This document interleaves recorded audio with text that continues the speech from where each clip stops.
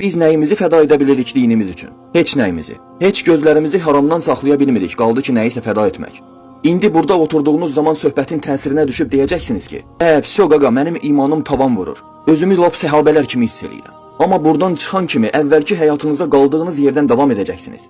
Çölə çıxıb açıq-saçıq geyinən qadın görən kimi bütün bu dərs unudulur. Hamı o qadına baxır. Şeyxlər, imamlar, dəvətçilər, küçədəki avaralar. Düzdür, hər kəsin baxış açısı fərqlidir. Hər kəs eyni baxmır. Məsələn, küçədəki avaralar belə baxır.